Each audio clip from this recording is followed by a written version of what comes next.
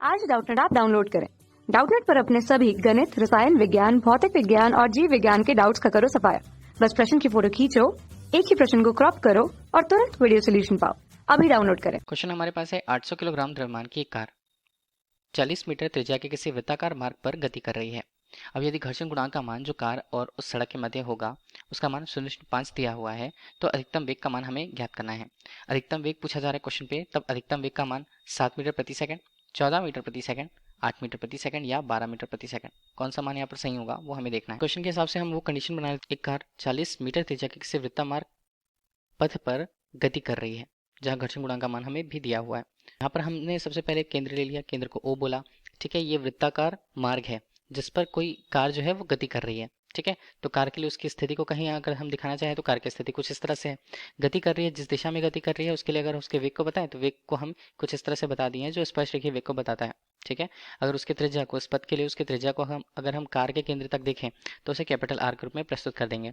ठीक है, इस बीच पे कार जब वृत्ताकार मार्ग में गति कर रही है तो उसे वृत्ताकार मार्ग में अपनी स्थिति बनाए रखने के लिए जो अभिकेंद्र बल होगा वो किस तरह का लगेगा। अभिकेंद्र बल की दिशा लगने वाली है यहाँ पर।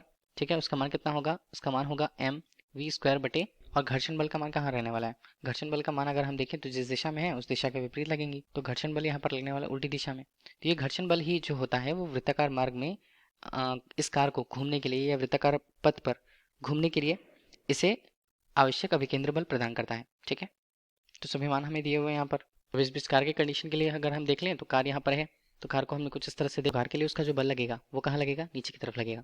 कार का जो भार होगा W के रूप में प्रस्तुत होता है। ठीक है, W के रूप में है तो इसका मान कितना, mg के रूप में, और जो प्रतिबल लगेगा वो प्रतिबल ऊपर की तरफ लगेगा। ठीक है, R के रूप में, और जो घर्षण बल लग रहा है यहाँ पर वो घर्षण बल क्या होगा, कार की गति की दिशा में ही लगेगा। ठीक है, तो F के रूप में है ये।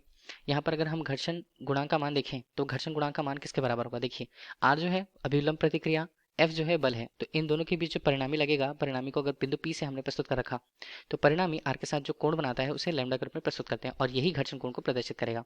तो इस बीच में अगर हम घर्षण कोण के मान से देखें तो tan यहाँ पर लैम्डा हम ले लेते हैं। tan लैम्डा किसके मान के बराबर होता है, F बटे R के रूप में।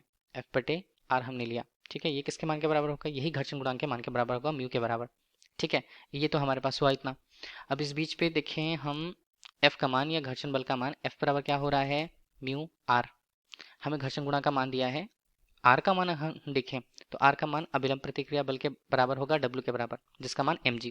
तो घर्षण बल का परिमाण हम देखें तो कितना बन रहा है, ये हमारे पास क्वेश्चन दिया है 0.5 घर्षण गुणांक का मान, R का मान mg, 800 गुणा हम देखें तो गुरुत्वीय त्वरण का मान 10 हमने ले लिया है मान लीजिए। ठीक है, 10 मीटर प्रति सेकंड स्क्वायर के रूप में। वैसे घर्षण बल का मान हमारे पास कितना बनेगा, घर्षण बल का मान हमारे पास बन रहा है 4000 न्यूटन के रूप में। ठीक है, तो ये घर्षण बल का मान हुआ, और घर्षण बल का मान किसके बराबर है, अभिकेंद्र बल के बराबर। तो अभिकेंद्र बल के बराबर F का मान अगर होता है तो ये हमारे पास होगा mv² बटे यहाँ पर R के रूप में। तो हमें बोला है अधिकतम वेग का मान कितना होगा जब वो इस वृत्ताकार पथ में आसानी से सुरक्षित पार कर जाए उसे। यहाँ पर बनता है 4000 न्यूटन के रूप में, बराबर m का मान हमारे पास 800 किलोग्राम दिया क्वेश्चन पे, v का मान हमें निकालना होगा, v² के रूप में दिया जो हुआ है, और R का मान हमारे पास कितना दिया क्वेश्चन पे, 40 मीटर की त्रिज्या है तो हम यहाँ पर 40 ले लेते हैं। ठीक है, शून्य शून्य कट गया, यहाँ एक और शून्य यहाँ पर कट गया। ठीक है, ये बनता है 2, और 2 के साथ ये बनता है 200, तो यहाँ पर बनता है v² का मान। तो v का मान अगर हम देखें तो वो हल करने के बाद हमारे पास के बाद आता है अधिकतम के रूप में Vm हमने ले लिया, ये बनता है 10 वर्गमूल 2 के रूप में, किस में रहेगा, मीटर प्रति सेकंड पर। तो Vm का मान हल करने के बाद हमारे पास कितना आ रहा है, ये आ रहा है हमारे पास 14.14 मीटर प्रति सेकंड के रूप में, और यही हमारे लिए इस क्वेश्चन का आंसर होगा। ठीक है, इसी को ऑप्शंस में हम देख लें कि ये कहाँ पर लाई कर रहा है, कौन सा मान यहाँ पर आ रहा है। तो इसे देखने के लिए हम जा रहे हैं विकल्प बी पर। तो विकल्प बी हमारे पास 14.14 लगभग 14 मीटर प्रति सेकंड ये हमारे पास मिलता है। तो यही हमारे क्वेश्चन का सही आंसर है, विकल्प बी। Thank you. कक्षा 6 से 12वीं से लेकर नीट, IIT, JEE वो एडवांस के लेवल तक 1 करोड़ से ज्यादा छात्रों का भरोसा। आज ही डाउनलोड करें डाउटनेट ऐप या व्हाट्सएप करें अपने सारे डाउट्स 8400 400 400 पर।